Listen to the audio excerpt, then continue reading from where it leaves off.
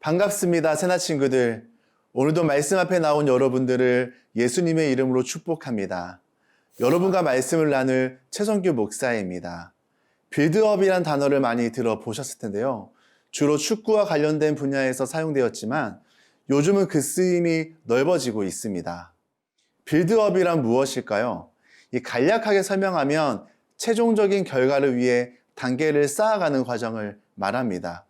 목표를 위해 하나씩 차곡차곡 쌓아 올리며 완성하는 것인데요.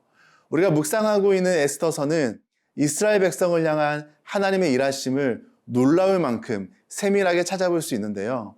오늘은 하나님께서 어떤 방법으로 하나님의 사람들을 이끌어 가시는지 말씀을 통해 함께 살펴보고 싶습니다. 오늘의 주제는 하나님의 빌드업입니다. 오늘의 말씀은 에스더 2장 1절에서 11절입니다.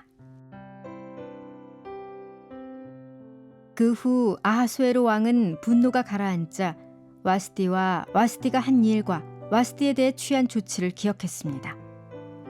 왕을 섬기는 젊은이들이 말했습니다. 왕을 위해 젊고 아름다운 처녀들을 찾아보십시오. 왕께서는 왕국의 모든 지방에 관리를 임명하시고 젊고 아름다운 소녀들을 모두 수산궁의 후궁으로 모이게 해 여자들을 관리하는 왕의 넷이 헤게의 관리 아래 두시고 그녀들을 가꿀 여성용 미용품을 주셔서 아름답게 가꾸게 하십시오. 그러고 나서 왕께서 보시기에 마음에 드는 소녀를 와스디를 대신해 왕비로 세우십시오. 왕은 이 조언을 흡족히 여기고 그대로 따랐습니다. 그때 수산 왕궁에 한 유다 사람이 있었는데 그의 이름은 모르드게였고 베냐민 지파 사람으로 기스의 증손이며 시므이의 손자이며 야일의 아들이었습니다. 기스는 바벨론 왕 느부갓네살이 예루살렘에서 유다 왕 여호야긴을 포로로 잡아올 때 함께 포로로 잡혀온 사람이었습니다. 모르드게에게는 하닷사, 곧 에스더라는 사촌 여동생이 있었습니다. 그녀는 부모가 없어서 모르드게가 기르고 있었습니다. 소녀는 아름답고 사랑스러웠습니다. 부모가 죽자 모르드게가 그녀를 자기 딸로 삼았습니다. 왕의 명령과 칙령이 공포되자 많은 소녀들이 수산 왕궁으로 불려들어가 헤게의 관리 아래 있게 됐습니다. 에스더도 왕궁으로 이끌려가 여성들을 관리하는 헤게에게 맡겨졌습니다. 헤게는 에스더가 마음에 쏙 들어 특별한 대우를 해주었습니다. 헤게는 에스더에게 신속히 미용품과 특별한 음식을 주었고 왕궁에서 뽑힌 7명의 하녀들을 붙여 후궁의 가장 좋은 곳으로 옮겨주었습니다. 에스더는 자기의 민족 배경과 집안 배경을 밝히지 않았습니다. 모르드게가 밝히지 말라고 명령했기 때문입니다.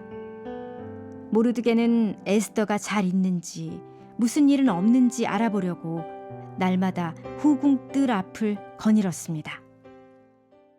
1절 말씀 함께 읽겠습니다. 그 후 아하수에로 왕은 분노가 가라앉자 와스디와 와스디가 한 일과 와스디에 대해 취한 조치를 기억했습니다. 그 후라는 단어로 말씀을 시작합니다. 이전에 어떤 일이 있었을까요? 아하수에로가 자신의 부요함과 권력을 자랑하기 위해 잔치를 벌였습니다. 그 잔치에 왕비 와스디를 부르는데요. 그러나 와스디는 왕의 명령을 거절하고 하가나 왕은 와스디를 폐위시켰죠. 왕비를 추방한 지 3년이 지났을 때에 아하수에로는 와스디를 기억하며 그리워하기 시작합니다. 하지만 페르시아의 법은 취소될 수 없었습니다. 그때 왕의 측근들이 왕비보다 더 나은 여인을 찾아보라고 요구했고 왕은 그 요구를 받아들입니다. 그런데 특이사항이 있습니다. 한 나라의 왕비를 뽑는데 기준이 단 하나입니다.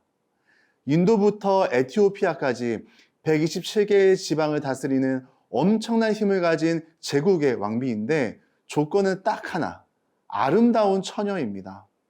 적어도 한 나라의 왕비라면 외모뿐만 아니라 출신 성분과 배경, 성품, 지식 수준 등 여러 가지를 포함할 텐데 기준이 하나입니다. 너무 이상하죠? 그런데 이런 기준으로 인해 바벨론의 포로였던 유대인이자 고아인 에스더가 왕비 후보에 오를 수 있었습니다. 인간은 자기의 필요에 따라 스스로 결정하고 살아간다고 하지만 그 모든 것을 통해 역사를 이끌어 가시는 분은 우리 하나님이십니다. 하나님께서는 에스더를 왕비로 세우기 위하여 왕비를 뽑는 기준으로부터 시작해서 곳곳에 에스더를 돕는 사람들을 준비해 놓으셨습니다. 사랑하는 새나 친구들, 에스더를 세워가시는 하나님은 지금도 우리 삶을 붙잡아 주셔서 우리 한 사람 한 사람을 준비시키시고 훈련시켜서 하나님의 나라를 세우는 일에 사용하십니다. 그렇게 우리를 빚어가시고 새롭게 하실 하나님을 기대하는 저와 여러분이 되길 축복합니다.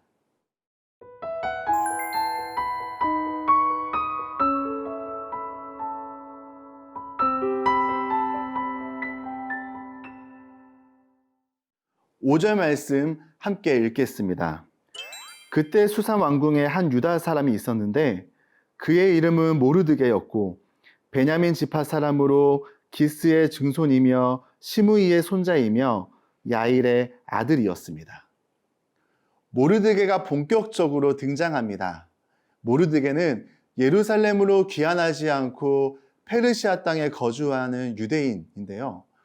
에스더서는 하나님께서 예루살렘으로 돌아간 유대인들뿐 아니라 모르드게와 에스더처럼 어떠한 이유에서든 예루살렘으로 돌아가지 않는 편을 택한 이들에게도 사랑과 관심을 품고 계심을 우린 엿볼 수 있습니다. 이 모르드게에게는 사촌 여동생이 있었는데요. 유대식 이름으로는 하다사, 페르시아 이름으로는 에스더입니다. 에스더의 부모님은 일찍 돌아가셨고 친척인 모르드게가 이 에스더를 자기 딸로 삼았는데요. 에스더는 놀랄 만큼 아름다운 여인이었지만 사회적 지위나 영향력이 없음을 보여줍니다. 이제 왕의 명령과 칙령이 공포됩니다. 그것은 제국안의 아름다운 처녀들은 모두 왕비 후보감으로 왕궁으로 오게 되었고 후보들을 관리하는 헤게에게 맡겨집니다. 그런데 이 헤게가 에스더를 마음에 들어합니다.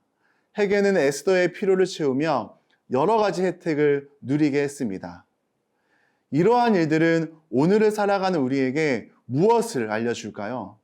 하나님께서는 하나님의 사람을 쓰시기 위해 때로는 전혀 상관없는 사람에게 은혜를 입게 하신다는 것을 알게 합니다. 내가 전혀 예상치 못했던 사람으로부터 우리가 도움을 받게 하실 수도 있다는 말이죠. 절박한 상황 속에서 아무것도 기대할 수 없을 때라도 하나님께서는 생각지도 못한 도움을 우리에게 허락하십니다. 사랑하는 새나 친구들, 아하수에로 왕은 자기의 욕심과 본능에 이끌려 감정적인 결정을 했지만 하나님께서는 이 일들을 통하여 에스더가 역사 속에 등장할 수 있도록 차곡차곡 쌓아 올리며 준비하셨습니다. 하나님의 빌드업인 것이죠.